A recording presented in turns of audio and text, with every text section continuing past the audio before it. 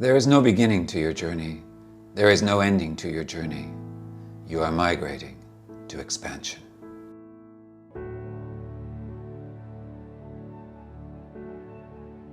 There is no beginning to your leadership. There is no ending to your leadership. You are migrating to expansion. There is no beginning to who you are, and there's no ending to who you are. You are migrating to expansion. Migrate to expansion, to live in the nomadic mindset, to never settle for too long. In your mind, always move, always expand to discover better routes and greener pastures. This is where great humans thrive. Are you ready to migrate to expansion? Your time is now more than ever before. If you let this moment pass, you may just miss this moment to thrive.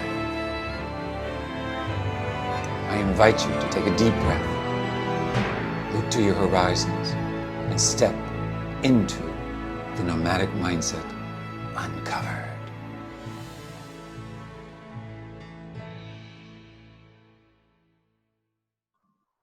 There is no beginning to who you are. There is no ending to who you are.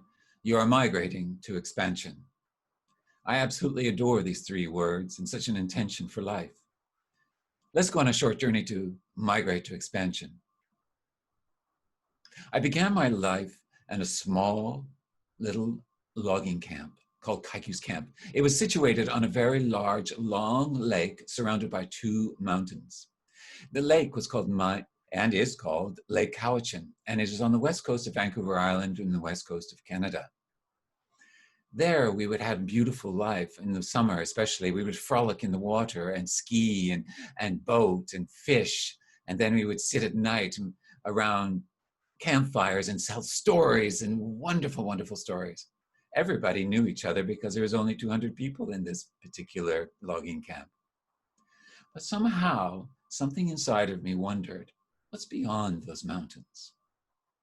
When I started school, my parents moved us to Victoria, British Columbia, which is the capital of British Columbia. There I began school, and then I also started figure skating. Figure skating became my life outside of school, and I became better and better and better until I became a Canadian champion. I was an ice dancer and a single skater, but as an ice dancer, we won the National Championship of Canada in the junior level. But we were then touted as perhaps the wunderkinds and the hope of ice dancing for Canada in the World and Olympics in the future years. However, some things just don't plan out the way you wish them to in life. Isn't that true? I'm sure that you've had that in your life. And so what happened was my partner and I split up after 2.5 years, but something inside of me said, what is beyond competitive figure skating? What is the world out there? I wanted to explore. And I'm not sure where this was coming from because it wasn't coming from my family and also my surrounding. So following that, in my university years, I went off and I spent time dancing. I became a dancer. And I thought, well, okay, so if I'm going to dance, then I need to learn with the real dancers. I need to really get into it with the big city. And so I moved to New York City. I was a small town boy moving to New York City in the cacophony of where it never sleeps at night. It was an amazing time learning and learning and learning. And a friend of mine said, why did you come to New York? And I said, to learn. He said, oh, that's very strange. Most people come here to take. I said, no, I came here to learn. And so, but then I thought, well, how do you become consistent as a performer, consistent as a real performer on stage, like we all are? Everybody is on stage all the time. So I thought, how do you do that? And I thought it's about practice, practice, practice, and perform, perform, perform. So I thought, well, something inside of me said it was time to move to another location. So I moved to Paris, and there I decided to work and dance at the Moulin Rouge. Yes, Le Bal de Moulin Rouge. Nicole Kidman starred in the movie, and it was an amazing movie. And these times were fantastic. I danced the can-can twice a night. Yes, starting at 10, I would dance and end at 2 in the morning. It was exhausting. And by the time 2 o'clock came around, you were wide awake and ready to roll. But the can was so fantastic to do. It caused a lot of pains and injuries, mind you, having to kick those legs up on an ongoing basis. But it was a great learning. But after that, after the show, what did we do? Well, then we were wide awake and we would go and play. We would go to the bars and we'd sit with prostitutes and transsexuals and transvestites, and we would have long conversations and definitely some unsavory characters that would show up. Following that, we would always go to a very expensive bar, which we got invited by a lot of wealthy magnates. And because I was with showgirls, they wanted to be with showgirls, so I tagged along. I was the guy that tagged along. But somehow, during that period, something inside of me said, you need to train more. So I thought I'd going back to New York City. So I went back to New York and I trained. I did my starving artist. I didn't make a lot of money. And by the end of a year, I went to the grocery shop and I looked at products that I would love to eat, and I couldn't buy them. And I said, oh, I couldn't buy cheese. I couldn't buy peanut butter. I couldn't buy a variety of things that were staples of life, or a big steak.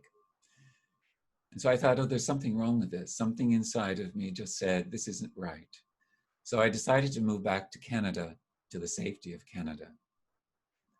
And that's when I really dug in. I started to combine all of what I had learned, not only from stage, but also from dancing, from skating and my history. And I started to put it together. And I started to work solely as a choreographer for national, world, and Olympic champions, which is exactly what happened ultimately. And it was an incredible time to be working with world champions and Olympic champions. And I also had the great opportunity of directing and choreographing the closing ceremonies for the Olympic Games. This is the pinnacle of sport. This is the pinnacle of an organization is reaching the top of the CEO, or anything of a great prosperity in an organization such as Apple, for example, or Microsoft, is reaching the top. But where do you go from there? When you have an audience, an Olympic closing ceremonies of 2 billion people and 60,000 live, where do you go from there?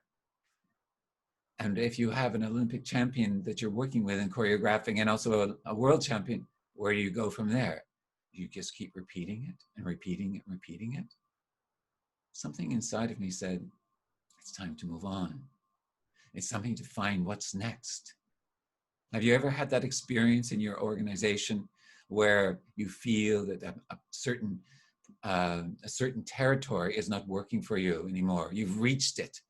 And then what's next? You reach for another territory. Or you've been in a position for 7 years and you think, I've reached the top. So what's next? Yeah, we can relate to all of these. So what did I do after that? I started to work mainly in professional performances and productions. I started to work for very large touring figure skating companies and some multi-million-dollar shows for Disney on Ice, Holiday on Ice, also directing the World Athletic Championships opening and closing ceremonies. These were all spectacular moments in my life, but there were also down moments, as we all have in businesses or life or relationships. We all have down moments as well. I was fired from 2 events only because the producer didn't like what I was doing, even though we had long conversations about the creativity and what I would do for the company. But he didn't like it in the end because he felt that it wasn't going to be for the public. It wouldn't be their audience. So I learned something from that. But it certainly was a great challenge for me at that point. I felt that I had lost my whole spirit. I felt that I had lost my life in many respects, because skating was a very tiny world and is a tiny world. But no, resilience kicks in. That resilience kicks in, and I climbed slowly, slowly, slowly, one step at a time, back to creativity. And then I believe after that, I created the best shows that I've ever created in my life. So sometimes you have to get to the valley before you can climb up the mountain again. I'm sure that you have found this in organizations. Say, for example, you've had a project and it's failed, and all of a sudden you have to climb back up again to try to prove yourself. and you have to find a new project to excel in. Or you've been fired from a job and you think that it's over for you, and you have to learn from that, and you climb back up again. But something inside of me said that wasn't enough. So I decided I wanted to move to Europe. I wanted to move to Europe, and I did. But it certainly wasn't without me talking about it. I kept on saying, I'm going to move to Europe, I'm going to move to Europe. And for a couple of years, and at one point, I said to myself, nobody wants to hear about it anymore unless you do it. And so I said, just do it. And so I did. I moved to London, then I moved to Barcelona, then I moved to Brussels. And that was an amazing time. Learning new languages, learning about different cultures. It was an amazing time to grow. And that's what I wanted to do. But something inside of me said, when I got to Brussels, what am I going to do? Because I didn't know if I was going to do skating, what was I going to do? And this is where I found coaching and speaking and training. That has been my life since then. It's been growing and growing and growing, up and down, as we all do. But something said that this is where I needed to be. Some voice inside of me said, this is for you. The coaching was important because it was putting a full circle to not only my sports coaching, but also to corporates. So I worked in the public and private sector. I worked as a coach for the European Union and institutions and agencies, and I still do, in fact. And that was amazing. Why was it amazing to me? Well, simply because the intelligence of these people, the diversity of cultures, the diversity of languages, the diversity of thoughts, this was all extraordinary to me. But again, something inside of me said, move to another country. So I moved to Singapore. And so, as in Singapore, I am today. But something happened. I felt that I was losing a purpose. I was losing my mojo. I was losing any sort of focus on what I was doing because I felt that I was just not doing it from me. I wasn't doing it from me. Have you ever had that experience? Have you felt it's not really coming from you? You're actually producing other people's content, or you're producing other people's thoughts and ideas? Something inside of me said, you need to search. It all coincided with my mother passing away. She was my pillar of life. And I felt very unfortunate about losing her, but she had a very strong and long life. But during that period, I started to climb and find the seeds when inside of the grief was going, but there's also a grief of losing a purpose at the same time, and grief of not knowing what is the direction forward. But then I began to believe there was always something inside of me that led me, that shared with me. It was a voice. And that voice became very strong. And one Christmas, I went back to Canada. And that Christmas, I went back to Canada. I got off the plane at Vancouver International Airport, and I looked outside, and it was snowing, it was cold. And I thought, oh no, I've just come from Singapore where it's very warm and it's fantastic. And something inside of me said, you don't need to be here. You're a global nomad. And all of a sudden, an explosion went off in my head and fireworks started. Global nomad, what does that mean? And so my search, this was the opening of a seed of a new purpose, because I could feel that coming forth. Something was happening. Have you ever worked in a job where all of a sudden you've been working there for 7 years and you've got this seed that says something inside of you says, I need to move on? Or you've had an incredible life. You have a great job, you have great money, you have a great relationship, you have a great family, but you know something is missing. Or you're a writer, for example, and you've got all the thoughts and talents and you've got all of the book in your head. And then all of a sudden you get to a chapter and you go, the next chapter is not coming. I need to move, but what is it I need to move to? So yeah, we all have it in our different ways of life. But we need to listen to that something inside says to us. Fast forward now. October 2017, I find myself in Ulaanbaatar, Mongolia. I'm sitting at the Blue Sky Lounge Hotel. It's cold outside. The bitter winter is starting. And I have a beautiful blue turquoise cashmere shirt on. And I also have beautiful cashmere gloves and my toque. And I take it all off and I sit there. There are 2 Mongolian women there and my mentor, Frederick Heron. But one woman, her name is Batgirl Bat. Batgirl Bat, it was at that time the head of the branding council of Mongolia. And she was this very effervescent woman. She was very robust and had this very deep and sultry voice. And you could tell that she was so invigorated about what she had to talk about. She had these dancing eyes, big brown eyes. And she would just be so happy with her smiles. And she just went from ear to ear. It was amazing to see, and it was beautiful to see. But I leaned in and I asked her the question, what is the meaning, the true meaning of nomad? And she sat there and I could see the dance and the smile start in her face, in her cheeks. And then all of a sudden, she leaned forward and I leaned further forward. And she said, it means the movement of the mind, the movement of the mind, the movement of the mind. All of a sudden, again, I had light bulbs go off inside of me. I had flashes of fireworks. It was like an explosion. All of a sudden, my life started to be like a ticker tape going back and forth in my life. I could feel the dots connecting. I could feel all those something inside of me said. I could see all of the things that I thought that I was probably weird or confused, or perhaps I was also just so unique. But at the same time, I thought, no, this is the movement of the mind. This has been all the movement of the mind. That something inside says is the movement of the mind. The movement of the mind, I have to tell you, is perhaps the most important gift that you will get in life. I realize now that everything that I went through, the shifts, the changes, the moving from one place to the next, from one job to the next job, from one project to the next project, from one creative thought to the next creative thought, from listening to that something inside, this was the movement of the mind. This is what helped me move forward. This is the resilience that helped me move forward.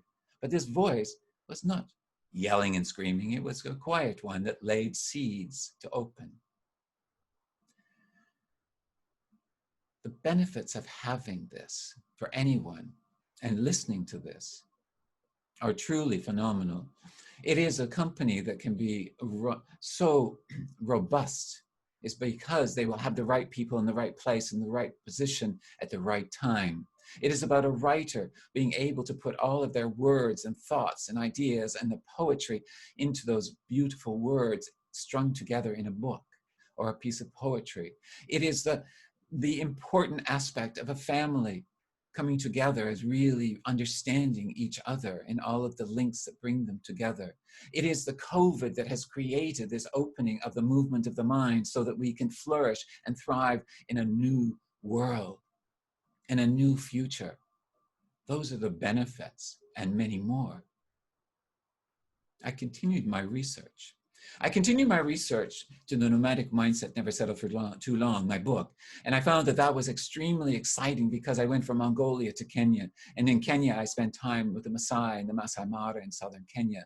And then I went from there to Morocco, and I spent time in the southern Sahara with the Berbers and the nomadic tribes there. Learning, listening to their stories as we had tea, listening to stories as we walked the land of the Masai Mara, listening to stories and wisdom that came from all of them and the history. And they would say to me something very amazing and miraculous, I would say. And that they said, this is the intelligence of the nomad. And again, I had these explosions. What is the intelligence of the nomad? And this is what the nomadic mindset is. It is the movement of the mind. The nomadic mindset, the intelligence of the nomad, is all the movement of the mind. And is answering that question. Something inside says to me, this is the area of freedom. This is adaptability. This is agility. This is curiosity. This is taking risk. This is the intelligence of the nomad. What are the costs of you if you do not open to and become aware of your own? You could stagnate in your organization and eventually become a dinosaur like Kodak or Nokia or Toys R Us. It could be a variety of different things. It could be that your book never gets finished. It could be that you as a CEO fail to see the vision, a clear vision forward. It could be that you as an individual will lose your vision, your energy, your creativity, your purpose forward. The purpose lies within the intelligence of the nomad. And I want to say that the movement of the mind is not just the mind and the head. The mind is also the heart and the gut. And the nomad is able to freely flow back and forth between the head, the heart, and the gut, observing and taking all of this in, whether it be communication, collaboration, all of that. It's very important today to be able to do this. And I don't have much time left to share with you how to do this, but you can do one thing. The first thing you can do is to become aware of this beautiful intelligence of the nomad. That's something inside of you says, this is the strength of an individual, of a nomad. And then you must open to it and see how you can flourish with it. And then also to allow it to reach out into the most incredible, rich, and beautiful life that you want in your life, or the organization, the richness. Allow it to flourish within your teams. Allow it to flourish within the creativity. Allow it to flourish within your customers and clients. It is the client-centric. That's what today is, and that's what the nomad is that. I want to leave you with the nomad lives within all of you. And there's something else within this, is that I started off losing my purpose, and this became my purpose, and this is my purpose for the rest of my life. It's to see how and to help people to uncover the nomadic mindset, to uncover the intelligence of the nomad, to uncover the movement of the mind, and to uncover that one little thing called something inside me says. There is no beginning to your journey. There is no ending to your journey. You are migrating to expansion. To migrate to expansion, listen to that little voice, that purpose inside of you. That voice is the truth, and it comes from the intelligence of the nomad, the nomadic mindset, the movement of the mind. And it says, something inside of me said.